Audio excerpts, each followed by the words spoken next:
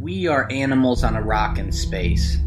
Sometimes we forget that. Because we have jobs, school, political systems, debt, law, clothes, television stations. Now we even have Pinterest, which my mom uses. My mom finds ideas of baby-sized hats to make on Pinterest. My mom says, it's cute, right? I found it on Pinterest. It's pretty amazing all the kind of stuff that my mom can find on Pinterest. It seems like a pretty good site. But most people on Earth seem kind of bored or kind of annoyed about life. If you're ever on a subway train or a bus, look at all the people. Nobody is shocked about being an animal in space. People get so used to the fact of being a human being. Sometimes I want to shake people and say, are you paying attention to what is going on? It's raining. Water is falling from the sky. And I can sit on a computer and hit a few keys and radically change how somebody feels on the other side of the world. And I mean, we have the sunrise. And I mean, we have the pink light on the bottom of the clouds during a sunrise. And there used to be dinosaurs on our planet. Probably in the place you are now. So like, something goes bad. Oh, my dog shitted in my bed. My dog shit in my bed. I really hate this. Oh,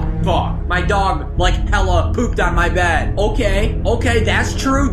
I gotta deal with that. But also, we are floating through space on a cosmic orb, and nobody knows why we're here. But you know what? Also, I'm gonna take this moment to remember fruit and sex exist. I like being around people who are dancing because it seems like the closest that people usually come to directly celebrating the fact that they're alive. But what I really want is that moment when somebody brings it up. When somebody refuses to let pointless filler and formalities use up our time with each other. I just want somebody to say, hey, right now is our life. And I'm grateful that this is the one I get. I'm grateful that you are in it. I'm grateful that we get this moment together. I just want to say that. And sometimes I'm too nervous to say it. But 3 weeks ago, I kissed the person I love on rain-soaked AstroTurf in a scrimmage goal of a soccer field at midnight. And ever since then, we've been plotting a way to sneak into a classroom to make out and frick on the desk. And 2 weeks ago, I was laughing out loud texting my friend Jamie on a sofa in Cambridge. I told Jamie I was going to take out my dad's hearing aid and make him shove it up his ass while my mom Snapchats it to our friend Corey Rower. These are the moments when I know I am fully alive. When I'm looking for it, I can find those moments all the time. The first drink of a seltzer water right after I open it. Eating a whole watermelon with my friend. Reading Walt Whitman out loud for hours. Vegan pizza. And I like the fall. Everything about the fall. I like Halloween. My dad offering to make popcorn when my friends come over. Trying to make my brothers laugh during dinner at my grandma's house. Hugging my mom for 15 minutes at a time. And even when it means being fully sad. Crying alone in my apartment after leaving my girlfriend of 6 years.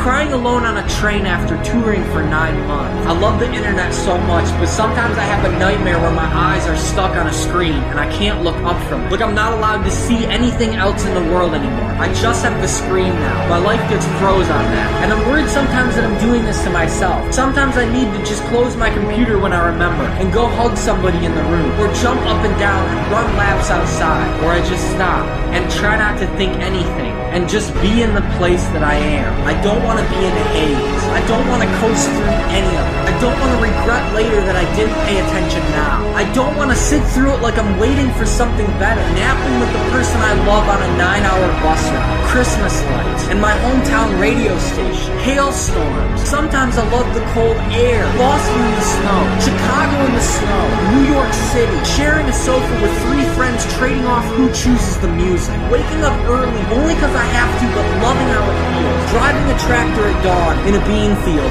only because I had to but loving how it feels, and the moon. Sometimes you can forget about the moon, but then one day when you're walking out of a building, there it is in the sky, and you say, wow, waxing gibbous already? That's fucked up. And it kind of reminds you that you are on a rock in space too. And when you look at the stars, or when you image search for pictures of galaxies to Photoshop cats on them, that's something you're part of too. This is our family photo album. We are animals on a rock in space. We are part of this gigantic, confusing, brutal, and awe-inspiring world.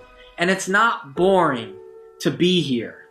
And how can it ever be boring at all?